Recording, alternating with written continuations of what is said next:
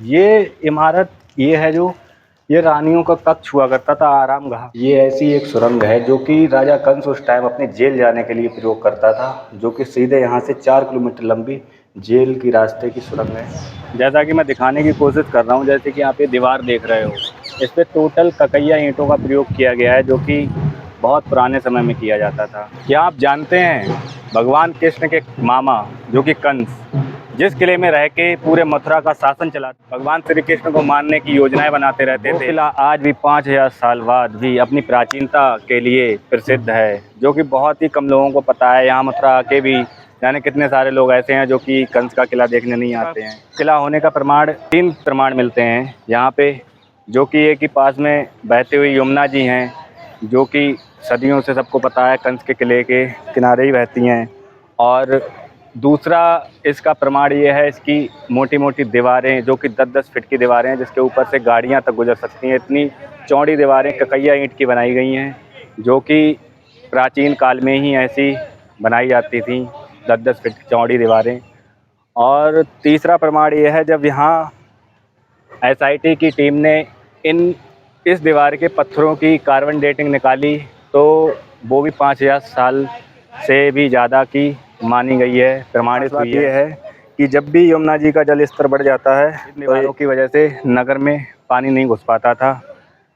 एक अद्भुत नज़ारा है यहाँ पे, अपनी 5000 साल पुरानी प्राचीनता का ये एक जीता जागता सबूत है। आइए ले चलते हैं अब आपको मंदिर के अंदर, जहाँ दिखाएंगे आपको एक गुप्त सुरंग, जहाँ से वो 4 किलोमीटर लंबी सुरंग है। ये द्वापर युग में राजा कंस ने अपनी बहन देवकी और वासुदेव को जेल में कारागार में डाल दिया था, जब उसे पता लगा था कि इनकी 8वीं संतान मेरी मृत्यु का कारण बनेगी। तो वो इसी किले की एक गुप्त सुरंग से वहाँ तक जाया करता था, जो कि एक रहस्य है, जिस रहस्य से आज मैं इस वीडियो में पर्दा उठाऊंगा। बने रहिए इस वीडियो में, और वो कमरे भी दिखाऊंगा जहाँ राजा कंस की रानियां रहा करती थीं, और वो दरबार भी दिखाऊंगा जहाँ राजा कंस बैठ के अपने मंत्रियों को और सैनिकों को आदेश दिया करता था, जहाँ से पूरे मथुरा का शासन चलाता था। चलते हैं महल के अंदर, और अंदर बहुत सारे राजों से पर्दा उठने वाला है। अगर आप चैनल पे नए हैं तो चैनल को सब्सक्राइब कर लीजिए, लाइक करिए, और ये 5000 साल पुरानी प्राचीन धरोहर को ज़्यादा से ज़्यादा लोग देखें, इसलिए एक लोगों के लिए तो ज़रूर ही शेयर करिए। चलते हैं महल के मेन गेट की तरफ और अंदर का नज़ारा दिखाते हैं। इसमें गुफा के अंदर ले चलते हैं, जो कि सीधे जाती है यहाँ से जन्मभूमि, जिसे उस टाइम पे कंस की जेल कहा करते थे।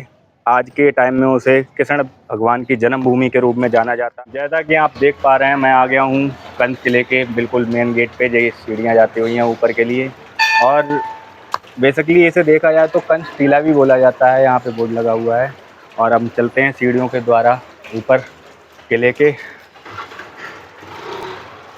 बहुत सारे बंदर हैं यहाँ पे सीढ़ियों पे, जो कि बहुत ही जल्दी कोई भी चीज़ छीन सकते हैं, बच के रहना पड़ेगा इनसे, बहुत डर।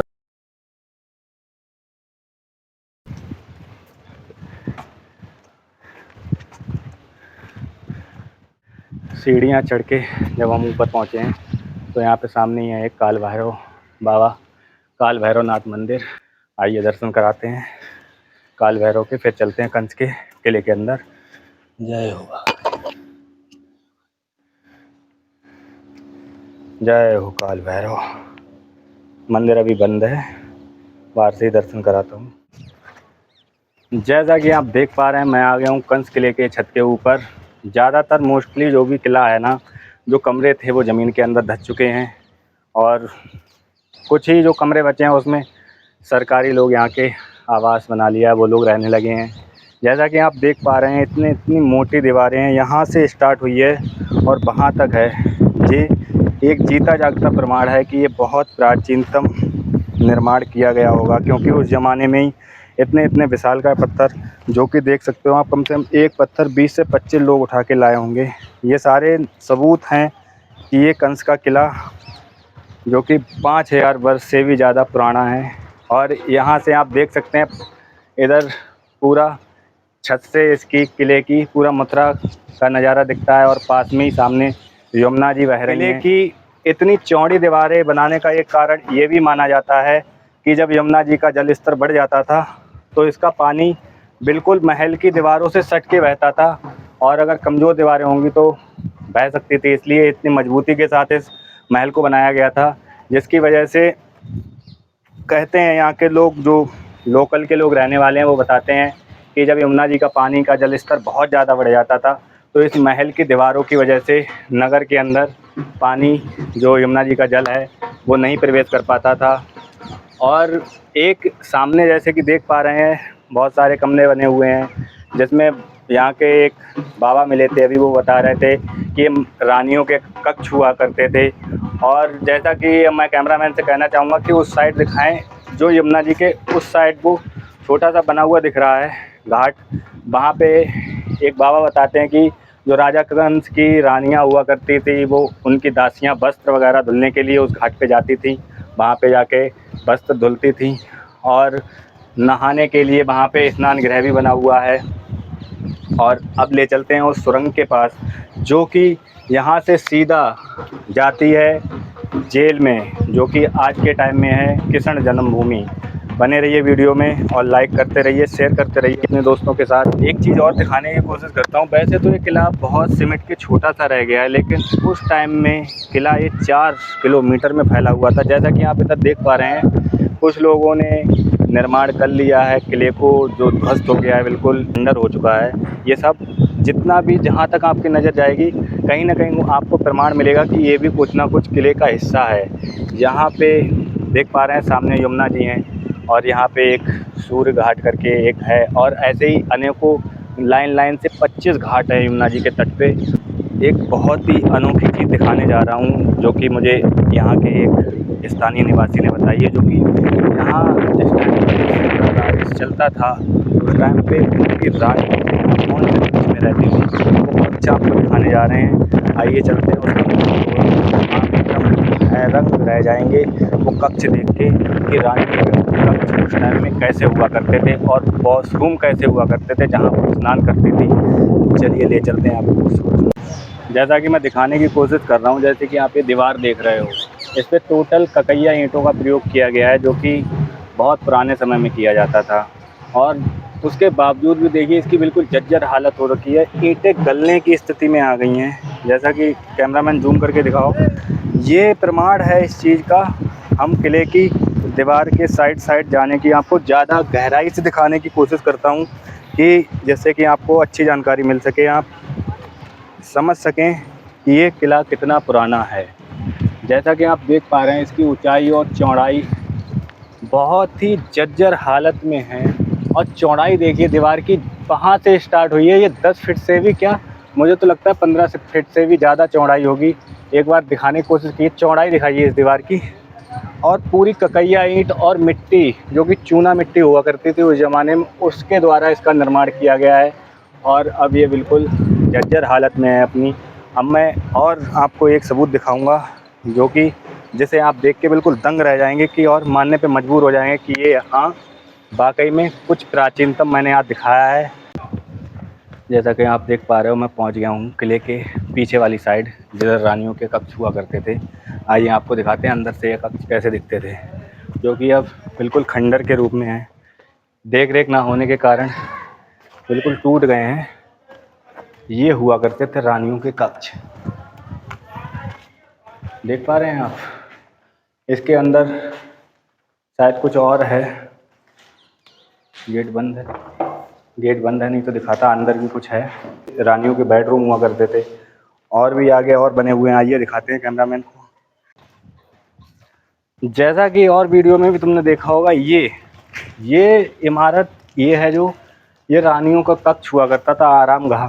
इसे जूम करके दिखाइए, इसकी जर्जरता की हालत बता रही है कि ये कितना ज़्यादा प्राचीन है।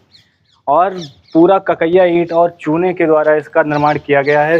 कैमरामैन से मैं कहूँगा जूम करके एक बार यहाँ पे दिखाएं। यहाँ पे चूने और ककैया ईंट का बिल्कुल प्रयोग किया गया है। जैसे कि आप देख रहे हो, बिल्कुल अपने आप छुट के गिर रहा है, बिल्कुल जर्जर स्थिति में पहुँच गया है। ये वही कक्ष हुआ करते थे जिनमें रानियाँ आराम करती थी आके, और राजा और रानियाँ बैठ के वार्तालाप करते थे। सामने जैसा कि मैं कैमरामैन से कहूँगा, खिड़की से पूरी यमुना जी का दृश्य दिखता था और ठंडी ठंडी हवा आती थी। उस टाइम में लाइट का कोई साधन नहीं था, तो इन खिड़कियों से ही ठंडी ठंडी हवा आती थी यमुना जी से, और यहाँ पे बैठ के आराम करते थे। इससे पता लगता है कि ये कितना प्राचीन किला है।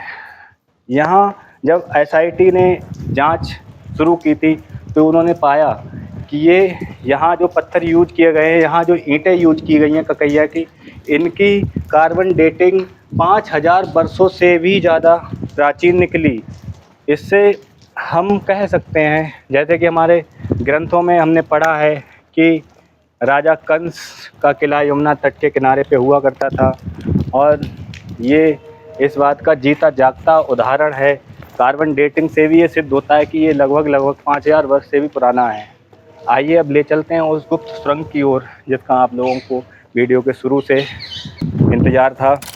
ये ऐसी एक सुरंग है जो कि राजा कंस उस टाइम अपने जेल जाने के लिए प्रयोग करता था, जो कि सीधे यहाँ से 4 किलोमीटर लंबी जेल की रास्ते की सुरंग है, जो कि सीधे जेल में निकलती थी। और ऐसे ही बहुत सारे ये महल, जो कंस का महल है, बहुत सारे राज अपने आप में दफन किए बैठा है, जो कि अभी लोगों को पता नहीं है, ना जानकारी है, और सरकार का भी ध्यान इस किले की तरफ कम है। इस वजह से इसकी देखभाल भी कम हो पा रही है। अब चलते हैं आगे यमुना जी की तरफ। जैसा कि इस वीडियो में मैंने राजा कंस का किला दिखाने की, गहराई से दिखाने की कोशिश की, और जैसा कि आपको पता है मैं आया हुआ हूँ मथुरा। अब इसके बाद जाऊँगा राधा कुंड, उस पर वीडियो बनाऊँगा। अगर वीडियो अच्छी लगी हो लाइक करें और अपने दोस्तों के साथ शेयर करें, और चैनल पे अगर नए हैं तो सब्सक्राइब कर लें। पूरा मथुरा और वृंदावन घुमाऊँगा। लगातार वीडियो आती रहेंगी, बने रहिए हमारे चैनल पे। राधे राधे।